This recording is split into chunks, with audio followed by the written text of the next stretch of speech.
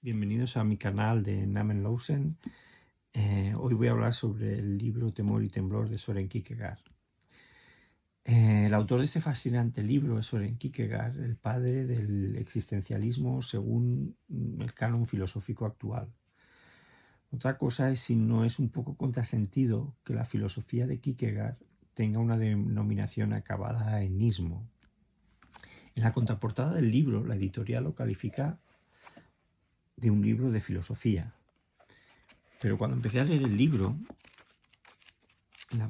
en el prólogo de Kierkegaard, hay un escrito en alemán de un tal Hamann, que según el escolio del traductor nos dice lo siguiente. Con estos versos, Kierkegaard quiere indicar que la obra posee un contenido secreto que hay que descifrar. La persona a quien va propuesto el enigma es Regina Olsen.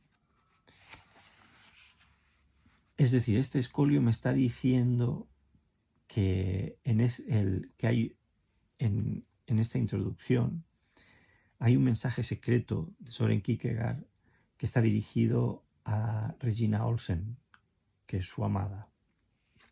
¿Os imagináis que os gusta alguien y en lugar de enviarle una carta o un poema para expresar vuestros sentimientos, pues le escribís un tratado filosófico?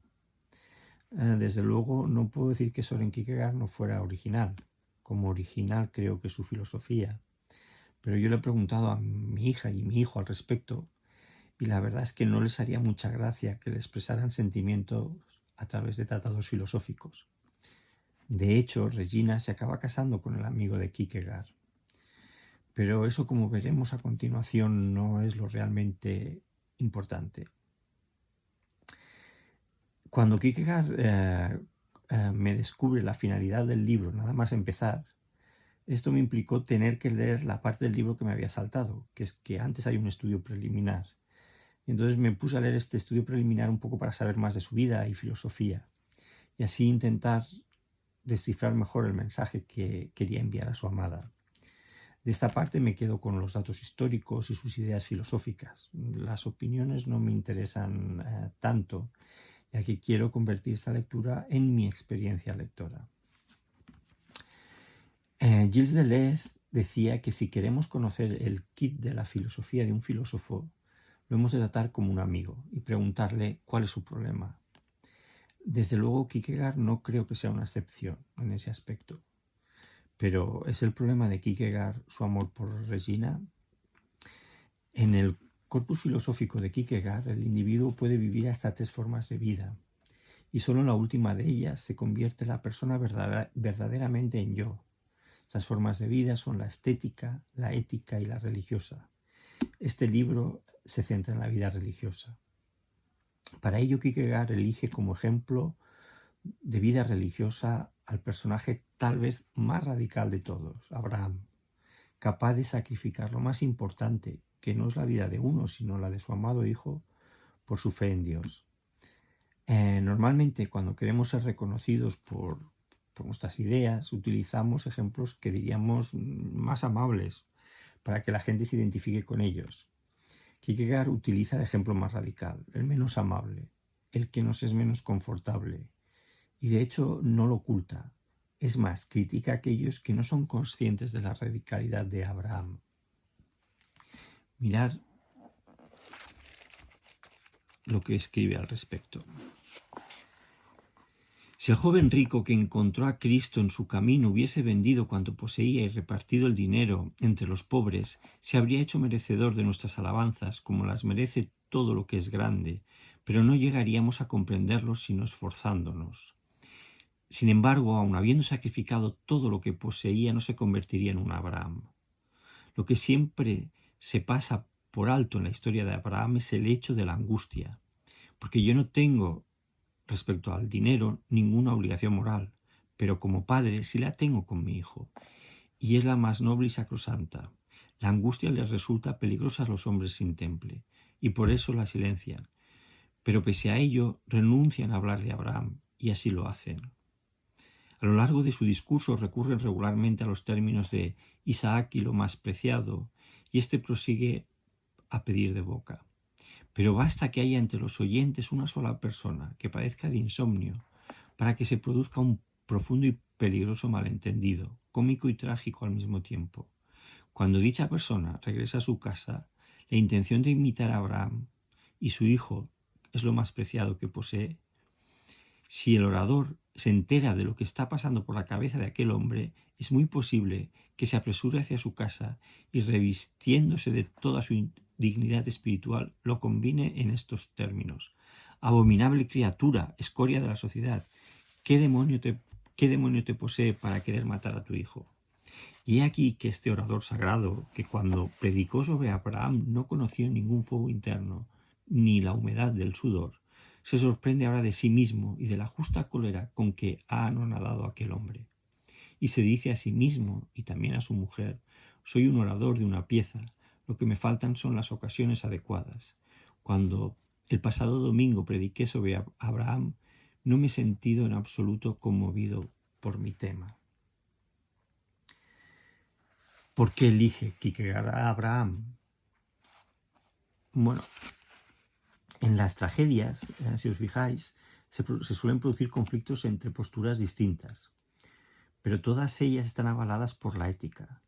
Y quizás es por ello por lo que lloramos la pérdida del héroe, porque tiene un justificante ético que lo engrandece. Mirad al respecto lo que dice Kierkegaard. Dice lo siguiente: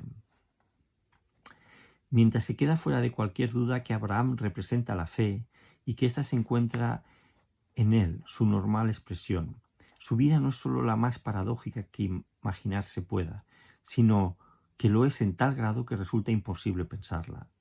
Abraham obra en virtud del absurdo, pues absurdo es que él como particular se halle por encima de lo general. Gracias al absurdo recupera a Isaac. Por eso Abraham no es en ningún momento un héroe trágico, sino una figura muy diferente. O es un asesino o es un creyente. Le falta a Abraham esa distancia intermedia que salva al héroe trágico. Gracias a ella puedo comprender al héroe trágico, pero a Abraham no lo puedo comprender, aun cuando yo, por motivos ajenos a la razón, lo admire más que a nadie en el mundo.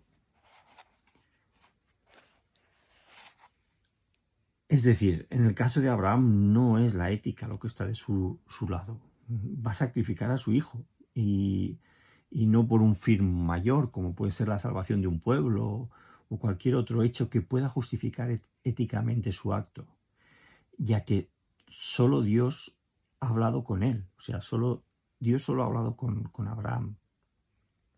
Así pues, esta persona hoy en día sería calificada pues, de psicópata, de asesino. Pues bien, en ese momento de solitud en el que Abraham solo tiene su fe como agarradera es cuando surge el temor y temblor.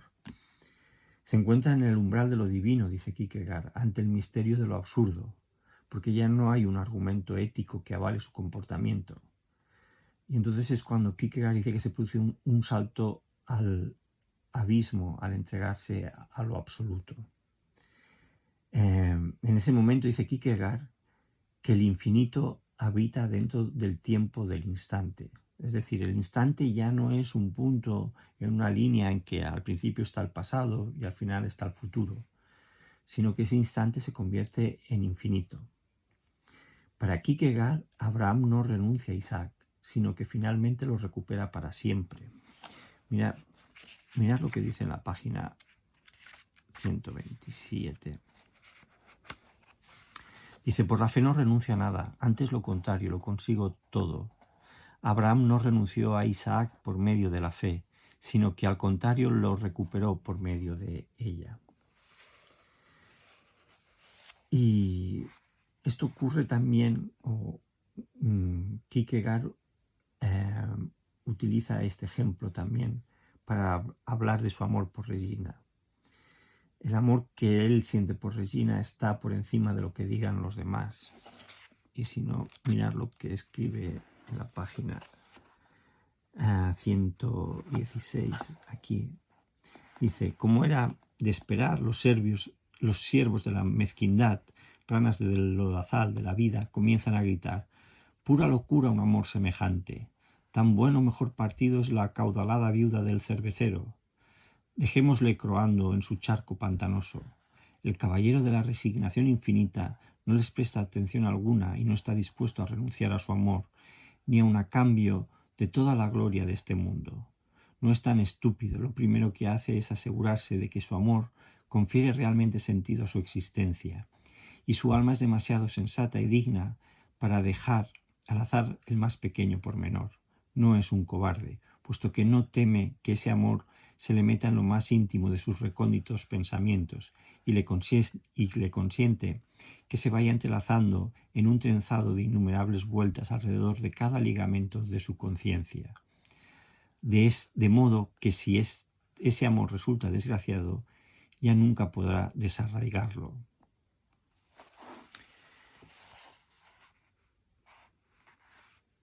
Es decir, el amor, aquí Kierkegaard está diciendo que su amor por Regina está por encima de lo que digan los demás. Su amor ha dejado de ser algo que él califica de estético.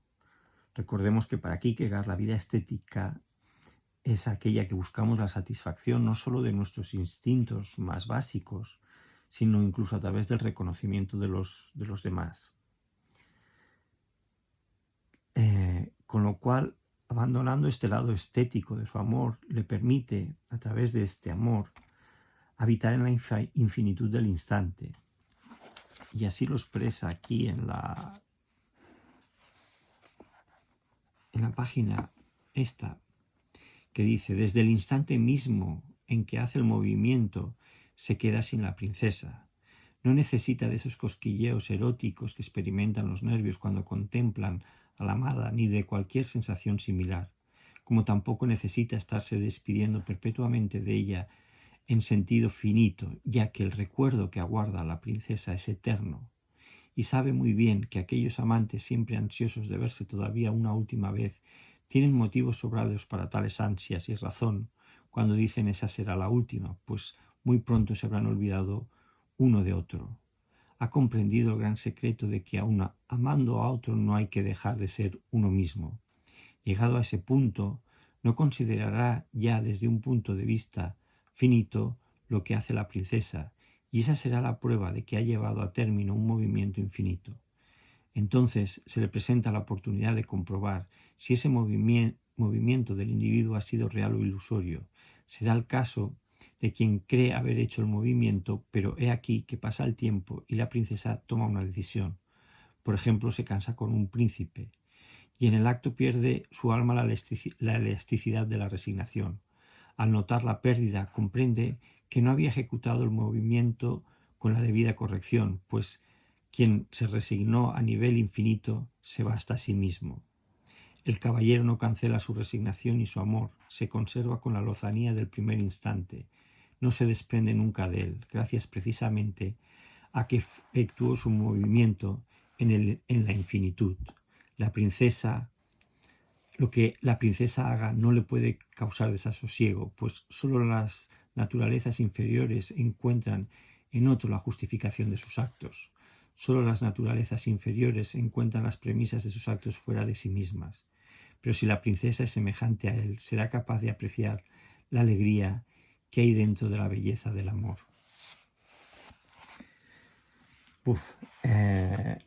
Impresionante, espectacular. Después de esta fascinante experiencia lectora, todavía noto el temor y el temblor de su autor en su escritura, porque lo que hay en este increíble libro titulado Temor y Temblor es la vida de Søren, su propia existencia, su yo. Y ese yo tiene un objeto que no es Dios ni Cristo, sino su amada, la propia Regina Olsen. Gracias por escuchar y ya sabéis que para mí lo más importante son vuestras opiniones al respecto. Gracias.